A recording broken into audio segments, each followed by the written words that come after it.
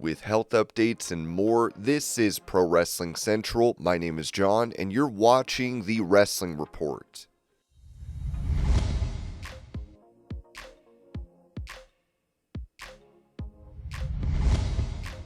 Reacting to Booker T's comments about how developmental wrestlers in WWE have about 2 to 2.5 years to prove themselves, recently released WWE star DRAKO KNOX said, "I've never gotten bad feedback. I always gave my all, made an impression no matter what I was asked to do. Ask anybody. I have recommendations, but the timeline part checks out. If creative doesn't see anything for you, no matter how good you are, then you got 2.5 years max."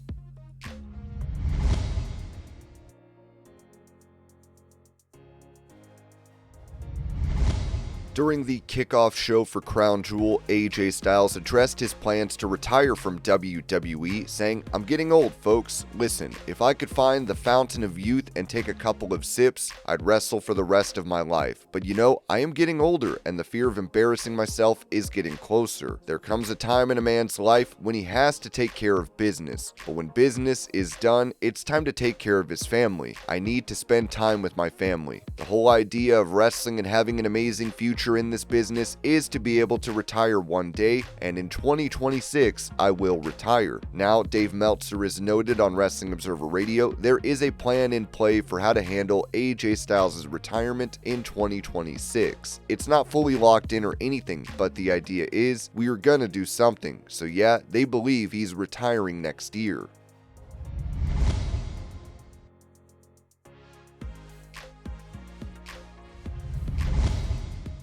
Taking aim at the idea that Brock Lesnar returning to WWE is indicative of a lack of star power in the company, former WCW president Eric Bischoff told the Toronto Sun, "Attractions have always been a big part of professional wrestling, going back to Andre the Giant and many others through the decades." Bischoff said, agreeing that Lesnar, much like The Undertaker, fits the bill as an attraction. "The concept of an attraction, someone fans don't see every week, has worked for 20, 30, even 40 years.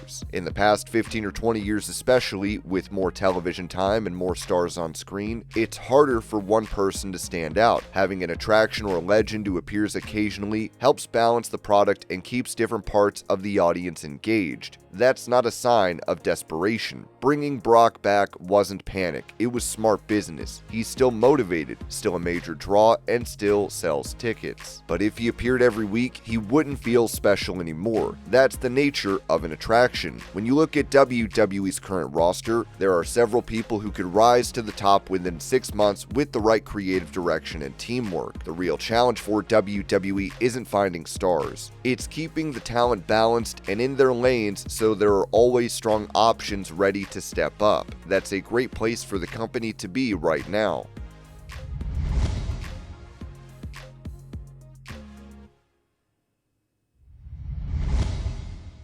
Touching on Team 3D's match against the Hardys at TNA Bound for Glory, Bully Ray noted on Busted Open Radio, "Here's what I know. From the minute the pre-show package played until the entire match and segment was over, nobody sat down, and that crowd was louder than it was all night long. To me, the criteria for the 5-star match is the fans. It's how they took the match in, the sounds they were making, the level of enthusiasm and emotion they are bringing forth, plus the story that's been told in the ring. Does this make sense? The Dudleys and Hardys had a 5-star matchup Bound for Glory. I'm proud to say that. Everything came together in perfect moments, from the Dudleys' entrance to Spike and the family being reunited, to the Dudleys setting up tables, to the Hardys' entrance and the monster reaction, and they always get, to the Hardys basically saying, F you. If you're going to bring out your tables, we're going to bring out ladders and chairs. Just to see the visual, just the visual of tables, ladders, and chairs. One last time, in one shot, was important for us for people to see." Bully also talked about the planning for this bout.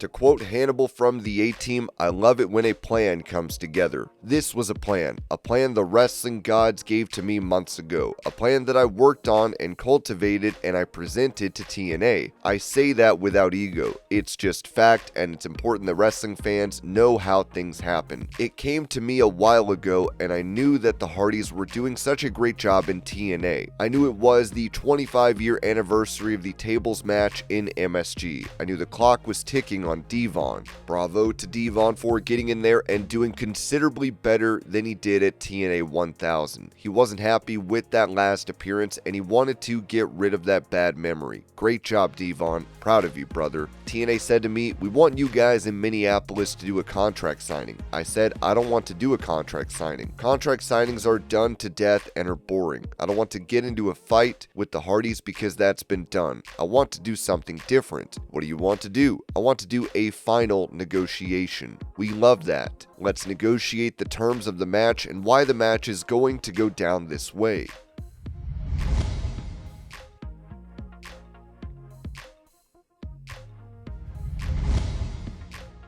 Mentioning a potential reason for Andrade disappearing from AEW programming after returning to the promotion following his firing from WWE, Dave Meltzer said this on Wrestling Observer Radio. "What I've been hearing was WWE sent a letter. AEW obviously believed that there was no non-compete. There were people who talked to people in WWE who also believed there was no non-compete, but WWE apparently, that's the story. They said that he can't do AEW for 90 days. Fightful Select had reported this last week. "We spoke to sources that spoke to Andrade in the last week, who said he seemed in good spirits, but didn't indicate why he'd pulled from recent shows and hadn't been on AEW TV since reappearing. The little bit of response we got was that Andrade is in fact signed, but that the absence was something that at least one person didn't see as AEW or Andrade's specific fault."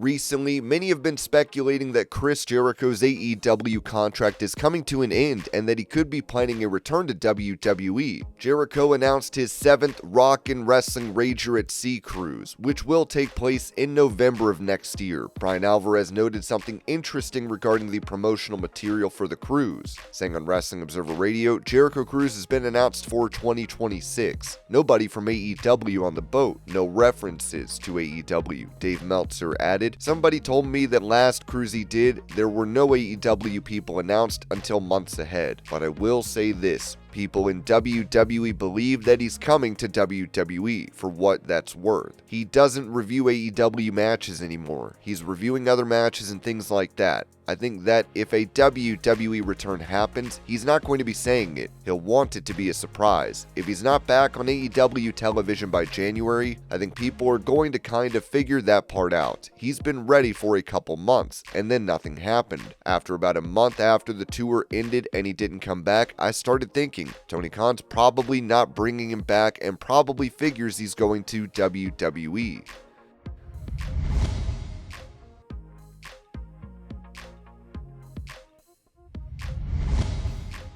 With Seth Rollins suffering a shoulder injury during his match against Cody Rhodes at Crown Jewel, he has seemingly been written off WWE programming. Now, he is expected to undergo surgery. Dave Meltzer said this on Wrestling Observer Radio. "Well, it looks like he's going to need surgery on the shoulder, and that's pretty much it. The story that I got was that he was going to have surgery as soon as possible. I presume that it could be on tomorrow's show, but probably, Monday's show that they'll make the announcement as far as, what they're gonna do about the world title, what they're gonna do about Saturday night's main event. They could put Braun Breaker in. They could, make it a multiple person match. They could do a tournament and end it on November 1st. Or maybe Punk gets the winner of a tournament, since Punk earned his title shot. There's a million ways to do it. He's going to be out for a long time, probably past Mania."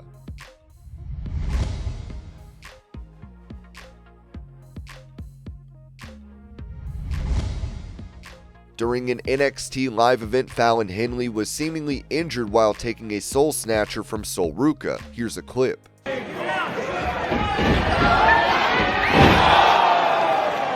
Brian Alvarez then reported on Wrestling Observer Radio, Fallon is now injured. They did an assisted soul snatcher spot on a house show and it got botched and Sol landed right on Fallon's head. Hopefully she's okay and back in action soon, but was told it looked really bad.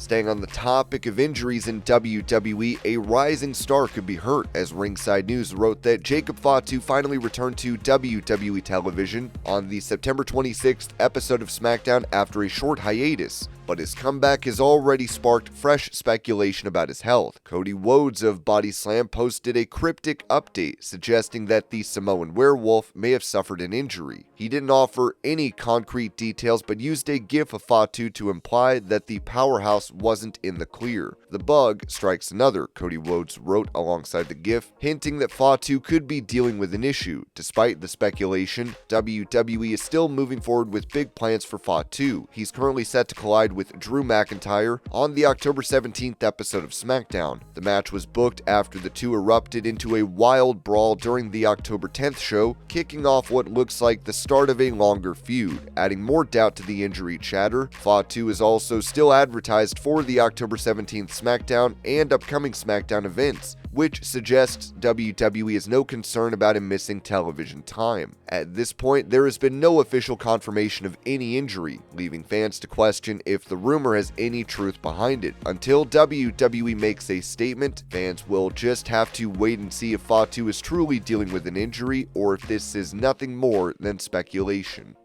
And this was your pro wrestling news update. I hope you're all having a great day. Thank you so much for watching, and I will see y'all later.